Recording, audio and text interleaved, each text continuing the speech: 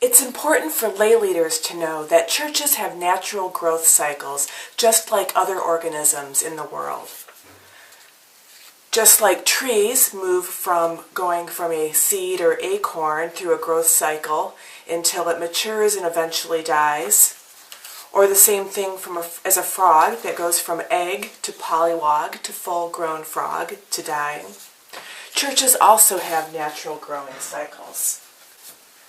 A book that spells this out really nicely is Gary McIntosh's Taking Your Church to the Next Level.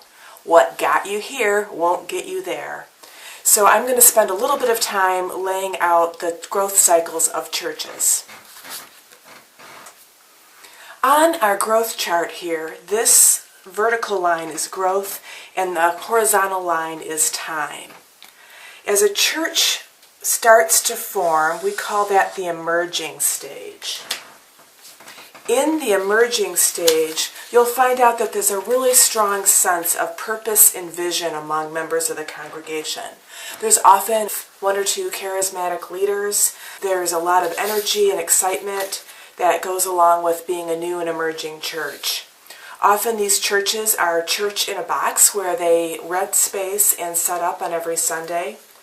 Some of the advantages of the emerging church is that there's a real sense of play and adventure. People are really engaged, there's a lot of freedom, there's a lot going on. Because of this, you end up having at least 50% of the people who are associated with the emerging church actually being very active members. The fuel that helps to keep an emerging church going is mostly people, their energy, and there's some money that comes in that helps support staff. But most of the energy comes from people and energy. The next phase of church growth is what we call the growing congregation. In a growing congregation, you also have a very strong sense of purpose and vision. There's also still a lot of freedom among the members of the congregation to come up with new ministries, to try on new things, a lot of experimentation.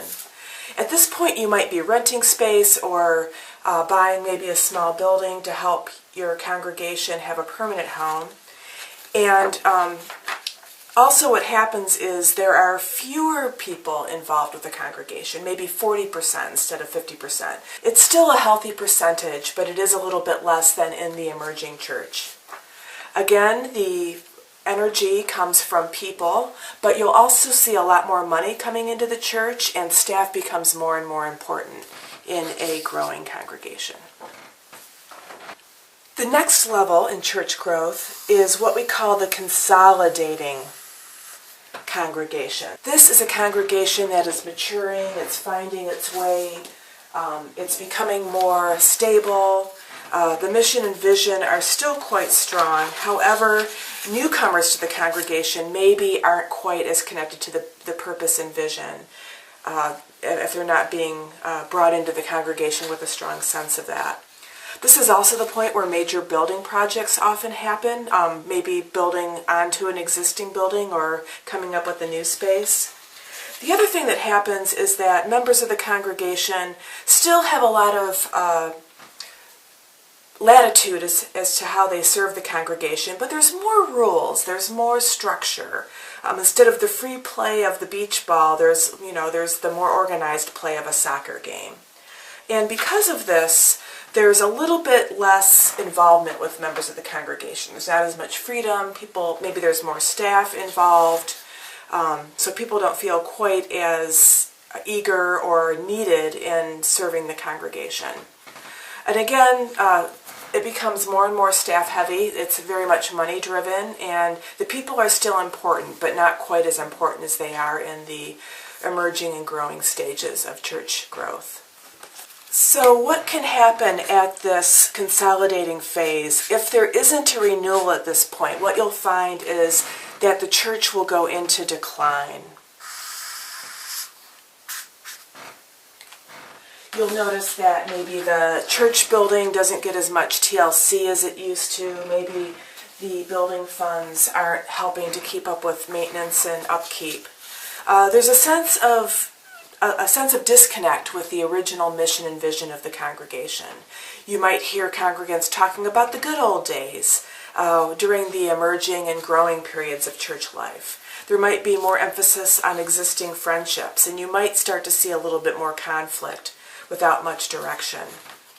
Ministries often become stale. They burden new members. They may not be as interested in participating with some of the new ministries, or some of the ministries may just not serve in the way that they used to. Because of this decline in energy, you'll find that the number of percentage of congregants declines who are in active leadership. It's down closer to 20%. You'll also see in a declining church much more dependence on bequests and draws from the endowment. Staff is still important and money is still important, but the role of the people in the congregation becomes more and more diminished. There's not as much energy, and there's not as much ownership, because people can't find ministries that they can get excited about, and the mission and vision are really helping to invite them into different ways of imagining ministry. And of course, if a church continues in this path of decline, it will end up being a dying church. If they don't look at the early warning signs that I've mentioned earlier, they'll just continue to decline and eventually die out, or just go on at a very small, low energy, always struggling for money kind of pace. The good news is when a congregation is in this consolidation period, they can make a choice before they go into decline, or when they see the first signs of decline, to actually participate in some sort of renewal. So what they can do is reconnect to purpose and vision, maybe a new purpose and vision that serves them better now. They can also find ways to create ministries that are relevant to today's population. So as they start to decline, what they might do is actually find another period of not so much emerging, because they already exist, but another period of growth. So it's up to you as a church leader to see, are you at a point where you are at a choice point, and maybe you might want to seek renewal. In the book, there's actually a self-assessment for your congregation called the Life Cycle Questionnaire. And there's several questions that they ask about your congregation to help you determine where you are in the life cycle of a congregation. And this can help you strategize about how to renew your congregation if that is where you need to be. And of course, you can always contact your UUA regional staff to help you.